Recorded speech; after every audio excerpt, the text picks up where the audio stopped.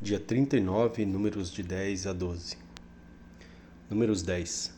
O Senhor disse a Moisés: Faça 2 cornetas de prata batida, a fim de usá-las para reunir a comunidade e para dar aos acampamentos o sinal para partirem.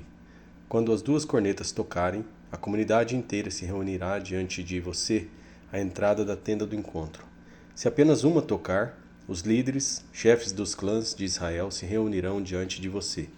Quando a corneta der um toque de alerta, as tribos acampadas a leste deverão partir. Ao som do segundo toque, os acampamentos do lado sul partirão. O toque de alerta será o sinal para partir. Para reunir a assembleia, faça soar as cornetas, mas não com o mesmo toque. Os filhos de Arão, os sacerdotes, tocarão as cornetas. Este é um decreto perpétuo para vocês e para suas gerações. Quando em sua terra vocês entrarem em guerra contra um adversário que os esteja oprimindo, toquem as cornetas, e o Senhor, o Deus de vocês, se lembrará de vocês e os libertará dos seus inimigos. Também em seus dias festivos, nas festas fixas e no primeiro dia de cada mês, vocês deverão tocar as cornetas por ocasião dos seus holocaustos e das suas ofertas de comunhão. E elas serão um memorial em favor de vocês perante o seu Deus. Eu sou o Senhor, o Deus de vocês. No 20º dia do segundo mês do segundo ano, a nuvem se levantou de cima do tabernáculo que guarda as tábuas da aliança. Então os israelitas partiram do deserto de Sinai e viajaram por etapas, até que a nuvem pousou no deserto de Parã. Assim partiram pela primeira vez, conforme a ordem do Senhor anunciada por Moisés. Os exércitos do acampamento de Judá partiram primeiro, junto à sua bandeira. Naasson, filho de Aminadab, estava no comando. Natanael, filho de Zuar, comandava os exércitos da tribo de Issacar. E Eliabe, filho de Elon, chefiava os exércitos da tribo de Zebulon. Quando o tabernáculo era desmontado, os gersonitas e os meraritas o carregavam e partiam. Os exércitos do acampamento de Ruben partiram em seguida, junto à sua bandeira. Elisur, filho de Sedeur, estava no comando. Selumiel, filho de Zurizadai, comandava os exércitos da tribo de Simeão. Eliasaf, filho de Deuel, chefiava os exércitos da tribo de Gade. Então os coatitas partiam, carregando as coisas sagradas. Antes que eles chegassem, o tabernáculo já deveria estar armado. Os exércitos do acampamento de Efraim partiram em seguida, junto à sua bandeira. Elisama, filho de Amiúde, estava no comando. Gamaliel, filho de Pedazur, comandava os exércitos da tribo de Manassés, e Abidã, filho de Gideone, os exércitos da tribo de Benjamim. Finalmente partiram os exércitos do acampamento de Dan, junto à sua bandeira, como retaguarda para todos os acampamentos. Aiezer, filho de Amizadai, estava no comando. Pagiel, filho de Ocrã, comandava os exércitos da tribo de Asser, e Airá, filho de Enã, a divisão da tribo de Naphtali. Essa era a ordem que os exércitos israelitas seguiam quando se punham em marcha. Então Moisés disse a Obabe, filho do midianita Reuel, sogro de Moisés: Estamos partindo para o lugar a respeito do qual o Senhor disse: Eu o darei a vocês. Venha conosco e o trataremos bem, pois o Senhor prometeu boas coisas para Israel. Ele respondeu: Não irei. Voltarei para a minha terra e para o meu povo. Moisés, porém, disse: Por favor, não nos deixe. Você sabe onde devemos acampar no deserto e pode ser o nosso guia. Se vier conosco, partiremos com você todas as coisas boas que o Senhor nos der. Então eles partiram do monte do Senhor e viajaram 3 dias. A arca da aliança do Senhor foi à frente deles durante aqueles 3 dias para encontrar um lugar para descansarem. A nuvem do Senhor estava sobre eles de dia, sempre que partiam de um acampamento. Sempre que a arca partia, Moisés dizia: Levanta-te, ó Senhor. Sejam espalhados os teus inimigos e fujam de diante de ti os teus adversários. Sempre que a arca parava, ele dizia: Volta, ó Senhor, para os incontáveis milhares de Israel. Números 11. Aconteceu que o povo começou a queixar-se das suas dificuldades aos ouvidos do Senhor. Quando ele os ouviu, a sua ira acendeu-se e o fogo da parte do Senhor queimou entre eles e consumiu algumas extremidades do acampamento. Então o povo clamou a Moisés. Este orou ao Senhor e o fogo extinguiu-se. Por isso aquele lugar foi chamado de Taberá, porque o fogo da parte do Senhor queimou entre eles. Um bando de estrangeiros que havia no meio deles encheu-se de gula, e até os próprios israelitas tornaram a queixar-se e diziam: Ah, se tivéssemos carne para comer!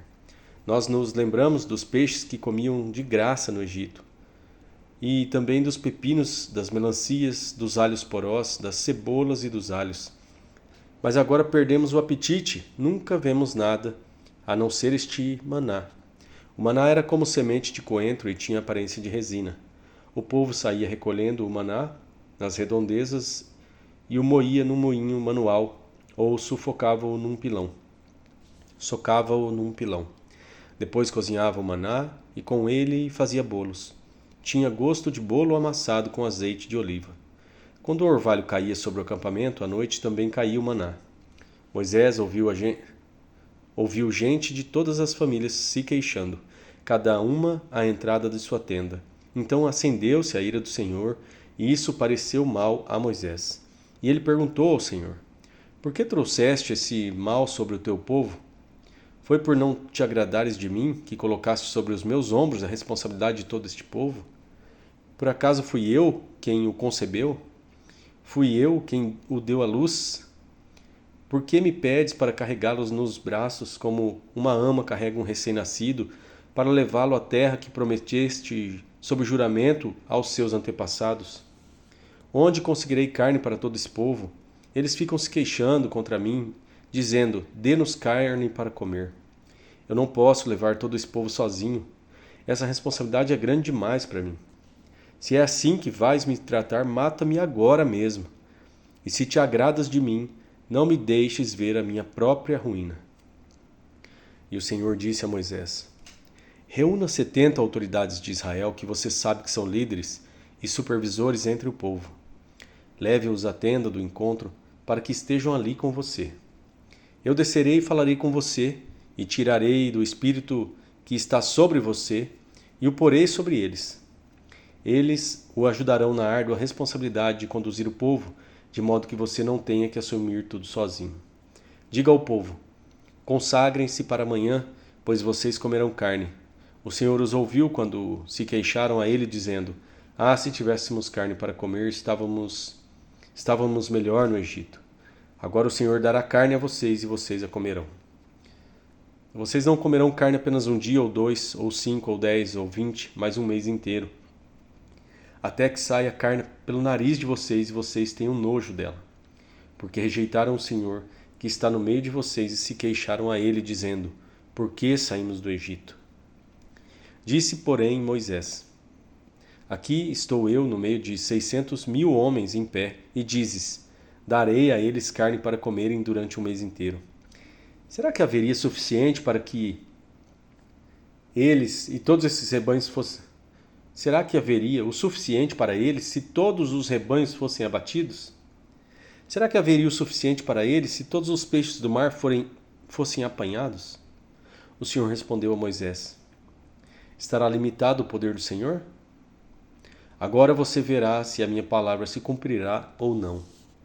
Então Moisés saiu e contou ao povo o que o Senhor tinha dito. Reuniu 70 autoridades dentre ele e a dispôs ao redor da tenda. O Senhor desceu na nuvem e lhe falou e tirou do espírito que estava sobre Moisés e pôs sobre as 70 autoridades. Quando o espírito veio sobre elas, profetizaram, mas depois nunca mais tornaram a fazê-lo. Entretanto, 2 homens chamados Eldade e Medade tinham ficado no acampamento. Ambos estavam na lista das autoridades, mas não tinham ido para a tenda. O Espírito também veio sobre eles e profetizaram no acampamento. Então certo jovem correu e contou a Moisés: Eldade e Medade estão profetizando no acampamento. Josué, filho de Num, que desde jovem era auxiliar de Moisés, interferiu e disse: Moisés, meu senhor, proíba-os. Mas Moisés respondeu: Você está com ciúmes por mim? Quem dera todo o povo do Senhor fosse profeta e que o Senhor pusesse o seu espírito sobre eles. Então Moisés e as autoridades de Israel voltaram para o acampamento. Depois disso veio um vento da parte do Senhor que trouxe codornizes do mar e as fez cair por todo o acampamento a uma altura de 90 centímetros.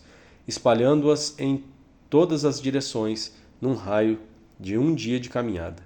Durante todo aquele dia e aquela noite, e durante todo o dia seguinte, o povo saiu e recolheu codornizes. Ninguém recolheu menos de 10 barris. Então eles as estenderam para secar ao redor de todo o acampamento. Mas enquanto a carne ainda estava entre os seus dentes e antes que a ingerissem, a ira do Senhor acendeu-se contra o povo e ele o feriu com uma praga terrível. Por isso o lugar foi chamado Quibrote Ataavá, porque ali foram enterrados os que tinham sido dominados pela gula. De Quibrote Ataavá, o povo partiu para Azerote e lá ficou. Números 12. Miriam e Arão começaram a criticar Moisés porque ele havia se casado com uma mulher etíope. Será que o Senhor tem falado apenas por meio de Moisés? Perguntaram. Também não tem ele falado por meio de nós? E o Senhor ouviu isso. Ora, Moisés era um homem muito paciente, mais do que qualquer outro que havia na terra. E imediatamente o Senhor disse a Moisés, a Arão e a Miriam: dirijam-se à tenda do encontro, vocês três. E os três foram para lá. Então o Senhor desceu numa coluna de nuvem e, pondo-se à entrada da tenda, chamou Arão e Miriam. Os dois vieram à frente e ele disse: ouçam as minhas palavras. Quando entre vocês há um profeta do Senhor, a ele me revelo em visões, em sonhos falo com ele. Não é assim, porém, com o meu servo Moisés, que é fiel em toda a minha casa. Com ele eu falo face a face, claramente, e não por enigmas, e ele vê a forma do Senhor. Por que não temeram criticar o meu servo Moisés? Então a ira do Senhor acendeu-se contra eles, e ele os deixou. Quando a nuvem se afastou da tenda, Miriam estava leprosa. Sua aparência era como a da neve. Arão voltou-se para Miriam e viu que ela estava com lepra. E disse a Moisés: por favor, meu senhor, não nos castigue pelo pecado que tão tolamente cometemos. Não permita que ela fique como um feto abortado que sai do ventre de sua mãe com a metade do corpo destruída. Então Moisés clamou ao Senhor: ó Deus, por misericórdia, concede-lhe cura. O Senhor respondeu a Moisés: se o pai dela lhe tivesse cuspido no rosto, não estaria ela envergonhada 7 dias? Que fique isolada fora do acampamento 7 dias. Depois ela poderá ser trazida de volta. Então Miriam ficou isolada 7 dias fora do acampamento, e o povo não partiu enquanto ela não foi trazida de volta. Depois disso, partiram de Azerote e acamparam no deserto de Parã.